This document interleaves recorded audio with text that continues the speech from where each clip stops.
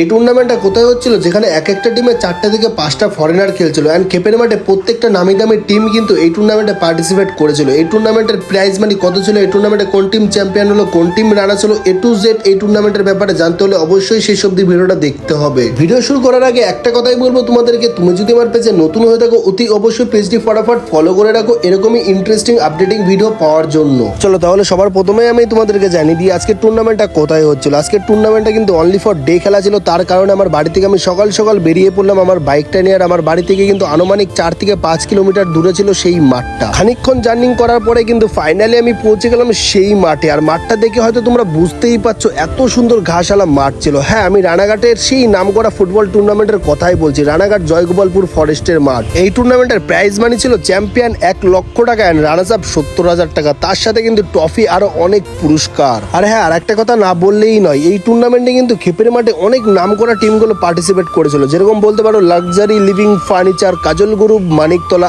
আরাম enterprise Kolkata, dream job group Madanpur. কিন্তু শেষমেশ এই টুর্নামেন্টে চ্যাম্পিয়ন দল হিসেবে ঘোষিত হয় SS উত্তর নাসরা, রানার্স আপ দল হিসেবে ঘোষিত হয় লাক্সারি লিভিং ফার্নিচার।